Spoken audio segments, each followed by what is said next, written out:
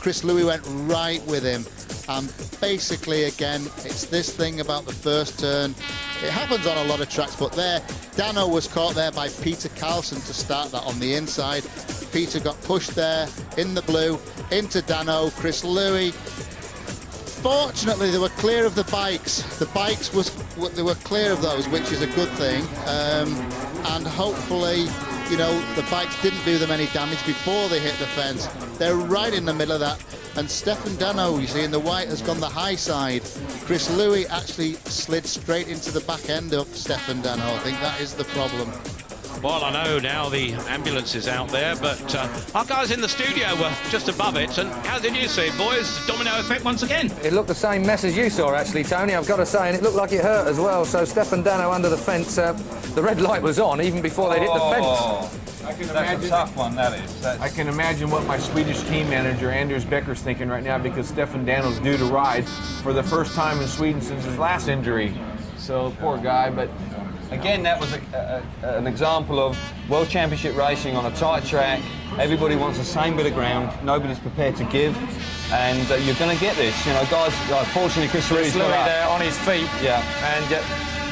that was a nasty accident, that really was. And when bodies and bikes are all hooked up, you know, you can get injured. Well, his dad has said that he's battered and bruised, but he will be riding. That's Chris Louis. Dano's up on his feet as well, so...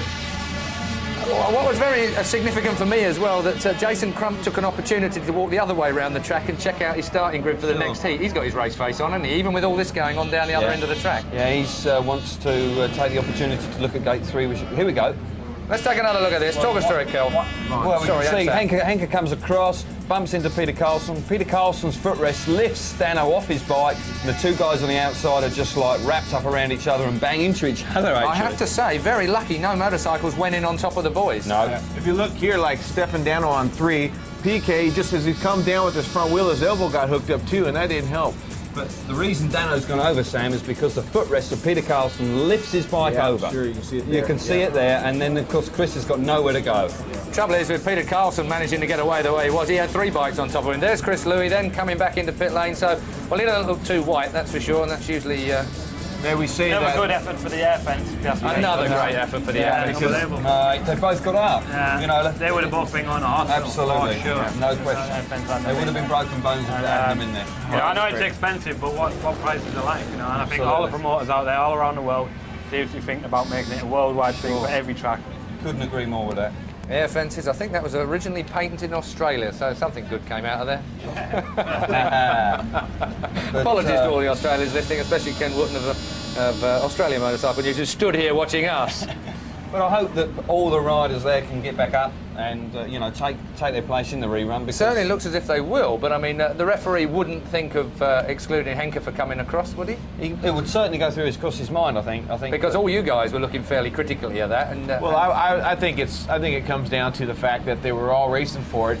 They got a little bit out of control between a couple of guys, and they got hooked up together as they were going in.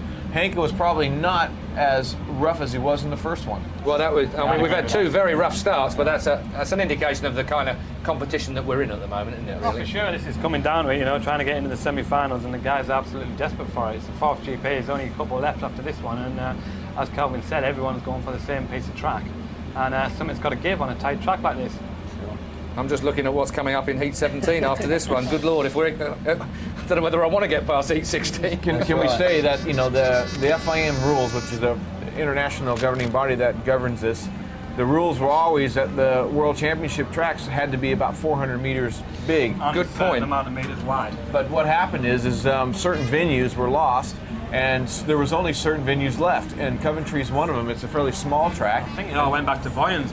They're trying to get Boyens and stuff. Well, of course, if we go to the British Grand Prix in Cardiff next year, we haven't had a Welsh winner since 1953, you know. I was looking at my programme earlier on. 1950, wasn't it? 1953, I think it was, yeah. Welshman, can't remember his name. Freddie Williams. Freddie Williams, that was it. Good knowledge, Gary Havelock. You're on that. World champion, wasn't he? Yeah. You are the man. What was the first speedway bike then that was really manufactured for speedway then? Question. Well, down in, we've got Magda Louis actually with Susie down in the pits at the moment, so we can go and have a word with Susie Perry. Susie, give us the latest. Yeah, thanks, Keith. Magda, this is the time where you really don't want to be a mum in Speedway, isn't it? Well, absolutely. I can't bear to lose another rider. We're having such a bad run this season, just recently. But Chris, I think he will be okay. He's complaining about his elbow and his leg, and he banged himself about and bruised himself. But the riders are a special breed. I'm sure he will be up and running in a few minutes. Absolutely, but thank goodness for that air fence, I have to say. Well, absolutely. I think that this is saving lives, and this is saving riders from having, serious injuries. And thank God for that. Really, we've got to say that. Magda, why you're here? Latest on Thomas Gollob, please. Well, he's recovering very slowly. However, the operation took a lot longer than we anticipated, nearly 4 hours. And I think he made the injury even worse by trying to get out of the car after the crash. He didn't realise he broke his collarbone, so he was banging the door with his shoulder. So the operation lasted very long. He's still in the hospital, very, very weak. And I think we're going to talk again on Monday, try to determine whether he's going to come back within 2 weeks or 2 months. It's hard to say at this stage. All right, Magda, well, thanks. Go and catch your breath. Thanks very much for talking to us. So the air fence, thank goodness for that. I know it's expensive, but a great safety feature. Let's go now to Peter and Tony.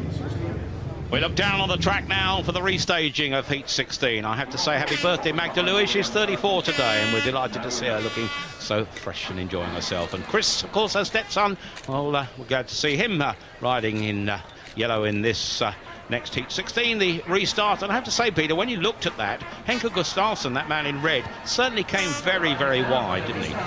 Well, Henke was off gate one, and it was certainly one of those things where they were so close going in that first cut. They all made the start together, and it was very unfortunate. If they're a little bit spread out, you see, they get some more gaps, but when they all went into there side by side, they've all got to try and turn those bikes, and as soon as they turn, you get these incidents. Well, lots of things happening. That's in the studio.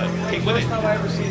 Thanks, Tony. Sorry, we were deep in conversation here about what we're talking about. Of course, for those of you that have only just joined us, we're looking at this action just a moment ago. This is Heat 16, and for those of you that have only just switched on, another big pile-up in Turn 1. And Chris Louis and Stefan Dano come in the worst of this, but remarkably, both on their feet, both going to start again. Big crash, Kelvin Well, Tatum. that was a big crash, and as we said several times already, the air fence definitely saved them. Well, if that had been the original fence here, Keith, neither of them will be taking their place in the rerun. One thing's for certain, if it ever needs more air in it, they just have to put the valve up here. The amount that we're generating in this studio at the moment.